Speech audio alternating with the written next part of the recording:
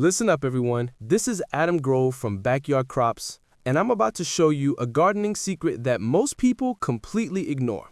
In just a few weeks, while everyone else is putting their garden tools away and heading inside for the winter, I'll be outside planting seeds in the freezing cold.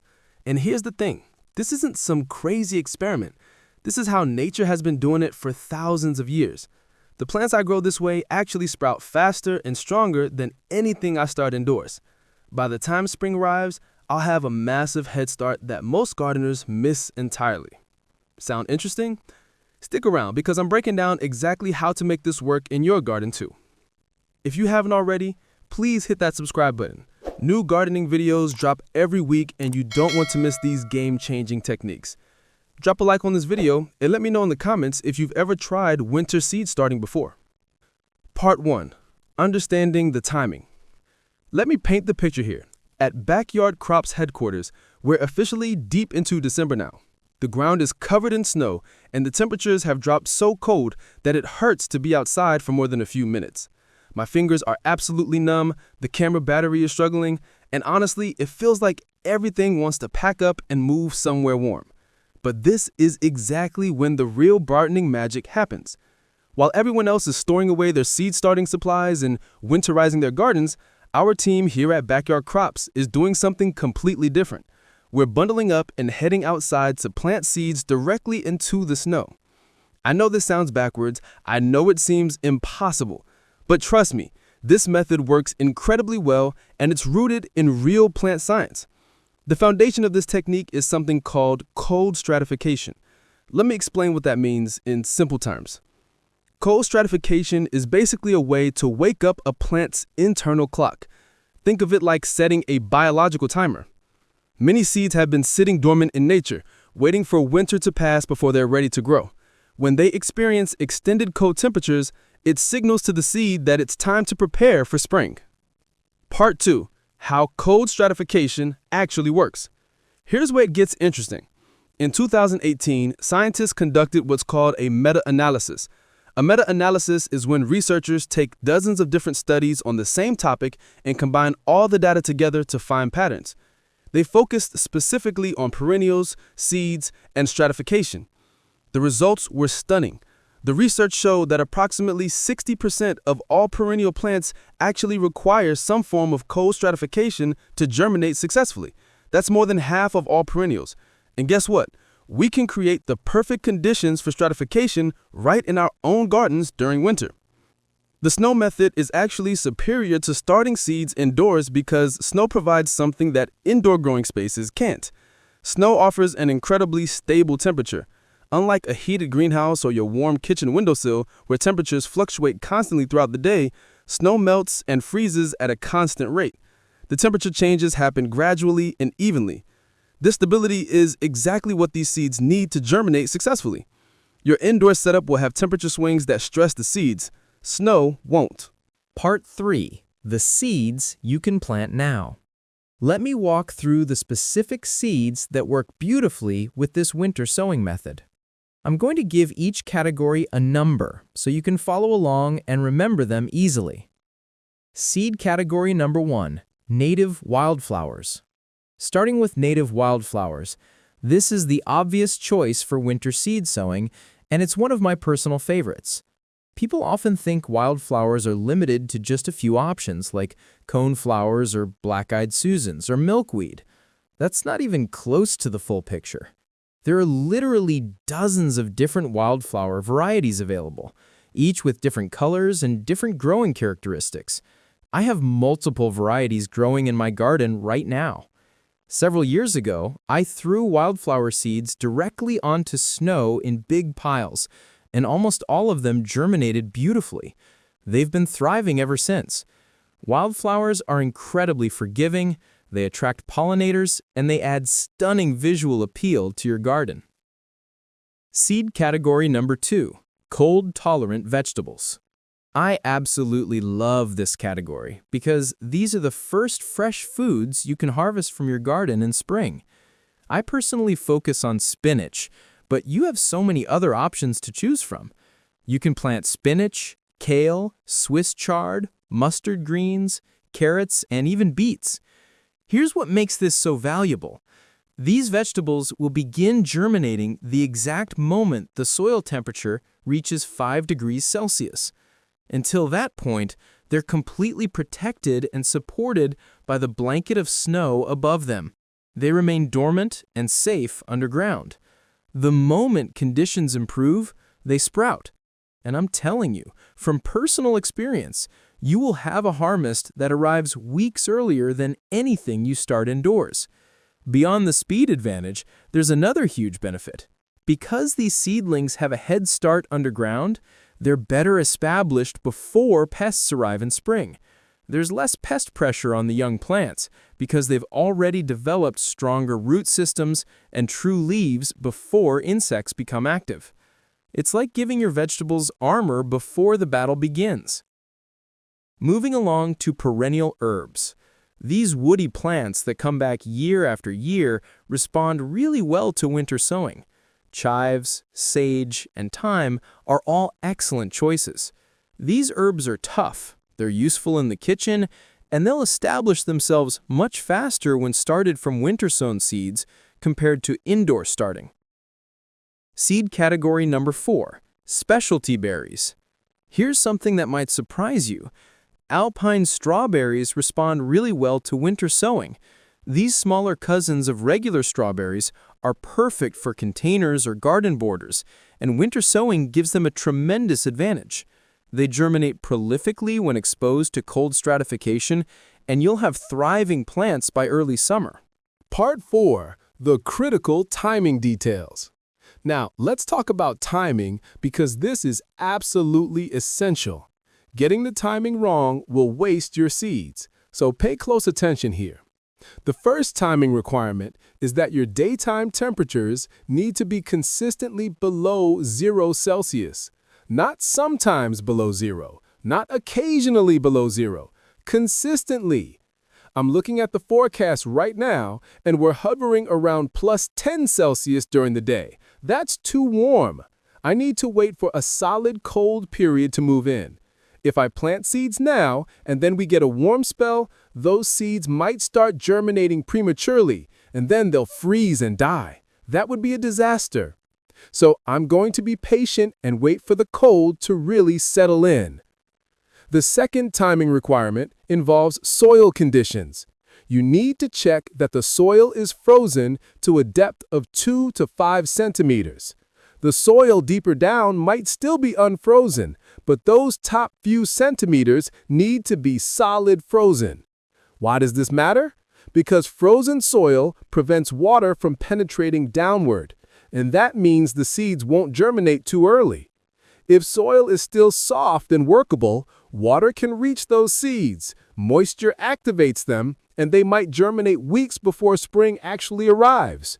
We want to prevent that completely. How do you check soil depth? You can buy a soil temperature thermometer, which is useful for many gardening purposes. Or use a simpler method. Take a metal coat hanger or a sturdy stick and push it into the ground. If it goes in easily, the soil isn't frozen yet.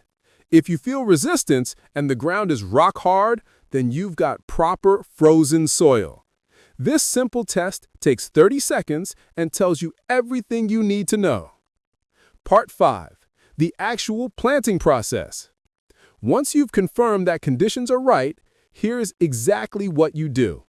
Step 1 is to simply broadcast your seeds across the surface of the snow. Just scatter them. You're not burying them. You're not pushing them into the snow. You're placing them on top and letting nature take over from there. If you're concerned about wind carrying away your seeds, or if you're worried about small animals eating them, you can create simple rows or lanes in the snow, similar to how you'd mark rows in soil during regular planting season. Then place your seeds in those marked spaces. Step 2 is critical. Do not pack snow on top of your seeds. This is a common mistake people make. They think they need to cover the seeds, but actually the opposite is true. You want everything loose and fluffy. Snow naturally stays light and airy when it's cold. Wind will help mix it around, and eventually more snow will fall and cover your seeds, naturally. But you don't want to compress anything. Compressed snow becomes ice, and ice prevents water from reaching seeds properly. Step 3 addresses a potential problem. If you have significant issues with animals eating seeds or birds scratching around in your planting areas, you might need protection. For bird problems, lay down some simple mesh netting over your planted areas. It keeps birds from scratching around but allows water and air movement. For larger critters like mice, consider using chicken wire. It's sturdier and creates a physical barrier that keeps animals out while still allowing seeds to get what they need from the environment. Part 6. The science continues underground. Here's something that really fascinates me about this process. While your seeds appear to be completely dormant and your soil appears to be frozen and dead, that's not actually what's happening at all. Real biological activity is occurring. The University of Saskatchewan conducted research showing that microbial activity continues in soil even when temperatures drop to -2 degrees Celsius. It's slower than in warm conditions, sure, but it's definitely still happening. Soil microbes are working. Fungal networks are active. Nutrients are being broken down. Roots are beginning to develop inside the seed. What this means is that when spring finally arrives and temperatures start rising and snow starts melting, your seeds are going to explode into growth. Everything is going to have a massive jump start compared to seeds you started indoors and are planning to transplant outside. You're eliminating the entire transplant shock process. Transplant shock happens when you grow plants indoors in artificial conditions and then suddenly move them into the real garden. The plant has to adjust to new light, new temperature, new humidity, new soil. That transition damages the plant. By winter sowing, you're skipping that entire stressful transition. Your plants are already acclimated to outdoor conditions. They're ready to thrive immediately. Part 7. Which seeds to avoid? Before I wrap up, let me tell you what not to plant this way, because it's equally important. Do not plant tomatoes using this method. Do not plant peppers this way either. These warm season plants need warmth to germinate, and they can't handle extended cold. They'll simply sit there and rot. Check your seed packets carefully. If the instructions say, do not stratify, then listen to that advice. Those seeds have been bred or selected to not need cold periods. Forcing them through cold will reduce their germination rates. Look at whether seeds are labeled as annuals. Most annual plants don't have dormancy genes. They're designed to germinate quickly in warm weather and complete their entire life cycle in one growing season. They don't have the genetic programming for cold stratification. So generally speaking, annuals are not good candidates for winter sowing. Focus instead on cool-tolerant perennials and specialty cold-hardy annuals. Part 8. The personal experiment. If you're ever unsure whether a particular seed would benefit from stratification, you can become your own garden scientist and run a simple test. Take some seeds from the same packet, split them into 2 groups. Take the first group and place them on a damp paper towel. Fold the paper towel and put it inside a Ziploc bag. Put that bag in your refrigerator for about 6 weeks. This mimics the cold stratification process. Meanwhile, take the second group of seeds and leave them on your shelf at room temperature the entire 6 weeks. Do absolutely nothing to them. Just wait. After 6 weeks, plant both groups under identical conditions and observe what happens. Watch for 2 things. First, which group germinates faster? Do the seeds from the refrigerator sprout sooner than the room temperature seeds? Second, which group has a higher germination rate overall? Do more seeds from one group actually sprout? If the room temperature seeds do better, then those particular seeds don't like stratification, and you should use that method. If the refrigerated seeds outperform the room temperature seeds in either speed or total germination, then cold stratification is the way to go for those seeds. Now you have personal data specific to your seeds. Part 9. Wrapping it up. So there you have it, a complete guide to winter seed sowing from Adam Grove at Backyard Crops. I bet you didn't expect to hear that you should be starting seeds outdoors in November and December instead of waiting until spring. I'm sure this is new information for most of you. Here's the thing. This isn't even my complete December seed starting content. No, that's right. There are actually seeds that you need to start indoors in December as well. I wish I was exaggerating about that, but I'm not. There's a lot happening in the winter gardening calendar. I'm going to cover indoor seed starting later in December in a separate detailed video. I've been putting it off because honestly, December is crazy busy, but it's coming soon. Before you go, I want to remind you, if you found this information valuable, please share it with other gardeners in your life.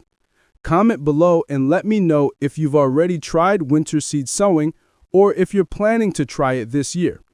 Your feedback helps us create better content. Subscribe to Backyard Crops for more detailed growing guides, seasonal planting tips, and gardening solutions. Like this video to support our channel. Every like helps more people discover these proven gardening techniques. Thanks for watching, and I'll talk to you in the next video.